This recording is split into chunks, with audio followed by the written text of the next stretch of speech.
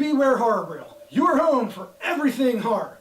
This week up on the chopping block, we got what's going to be an all-time Christmas soon-to-be favorite, the movie A Christmas Horror Story.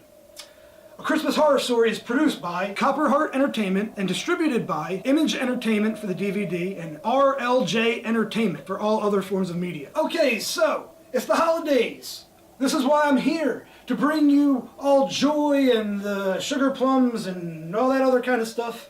I figured, 'tis the season, I'm going to give y'all a holiday-themed movie. There's not too many good ones of them, unfortunately, and realistically, there's not too many of them. There are starting to be some more now, but there aren't too many. But I got a real interesting one for you guys in A Christmas Horror Story.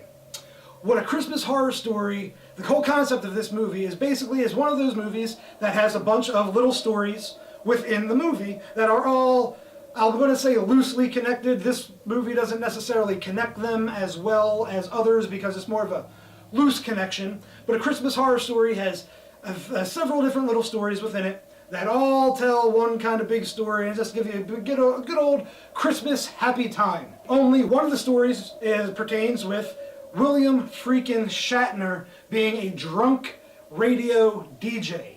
That alone should sell you on this movie. What more do you need than William Shatner being drunk, talking on a radio with his own radio show? You don't need anything else because it's William Shatner doing this. It's fucking fantastic. That alone is awesome. That story right there, too, is probably one of the, I'd say one of the best stories in it because it kind of throws some things at you that you're not necessarily expecting. One of the other stories in it is this being a Christmas movie.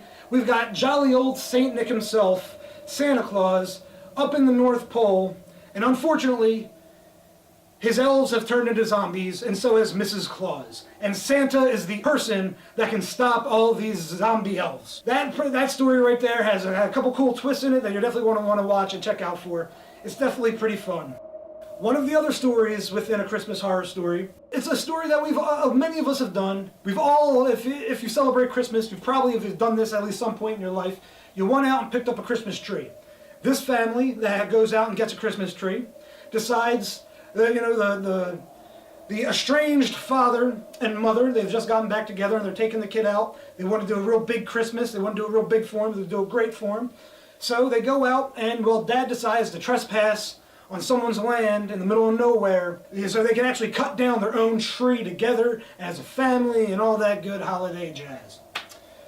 And, well, like any horror movie, you're in the woods, someone's going to get lost, the little kid gets lost, they can't find him, they've got the tree, but they can't find the kid, they go looking for the kid, then all of a sudden they find him inside of a tree, as a hollowed out tree. Kid comes out, and he's acting a little bit different, and the family starts seeing this the next few days, the mother actually starts seeing this the next few days, and they realize that something's not right with the kid. This leads the man who owned the property that they trespassed was actually watching them the entire time. He gives them a call and lets them know, hey, I know what you guys did and I know what's up. You find out a little bit more as to what's going on and what this person actually is and what's going on with the kid and all that within this story. It's interesting. It's fun. It's cool. I guess it has that holiday thing that we all can relate with the Christmas tree. It is what it is. It's a good time. It's a fun story. Not my favorite story out of all the little stories in it, but it's a good one.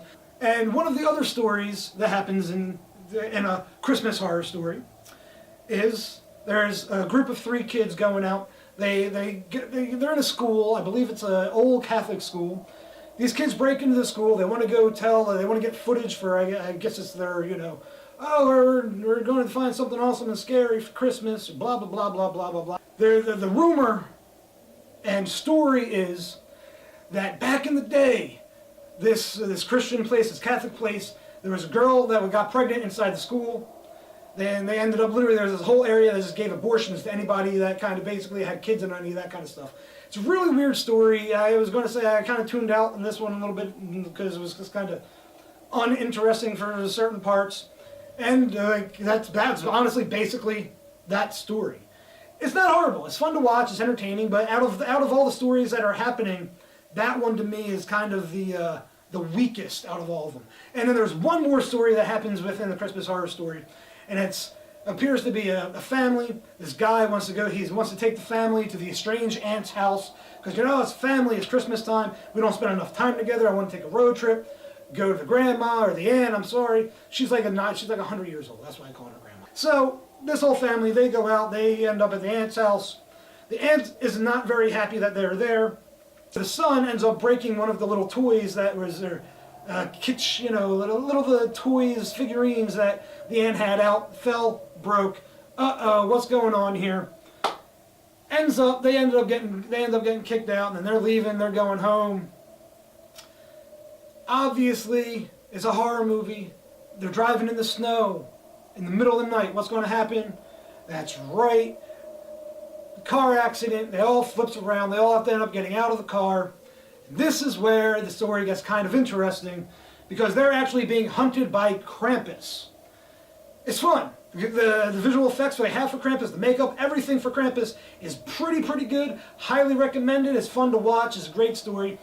How it ends up, there's some story within that story. I'm not going to tell you all of it because I want you to watch it. You can see how things end up getting connected and who is who. There's some twists and there's some turns. And then, yes, it is that Krampus that comes out of nowhere at the end to fight Santa Claus. And that doesn't mean anything. You don't know who Krampus is at this point. I'm not going to tell you. You definitely have to watch this one.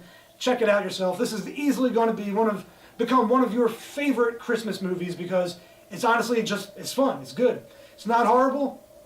By far, I've seen a lot of worse movies. It's not the greatest movie, but it's a lot of fun. I highly enjoy this movie. And because of that, I'm going to give A Christmas Horror Story 3 Screamin' Virgins. That's right. 3 Screamin' Virgins for a Christmas horror movie. I didn't think that would ever happen on the Horror Reel. It has, and I hope this means there's going to be some more quality Christmas horror movies coming out within the future, now that someone's finally done one really right, and it's fun. It's a lot of fun, man. Definitely check it out. Remember, if there's anything you want to see me review here, all you got to do is type it up in the comments right down there. Let me know.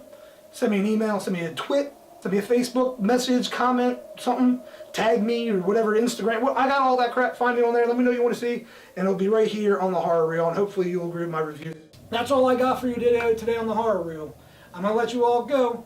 Enjoy your holidays. Enjoy Christmas. If shit goes crazy, it's probably going to happen in a movie, or make sure you write it down so it can go in a movie sometime. And remember, if you're not down, beware.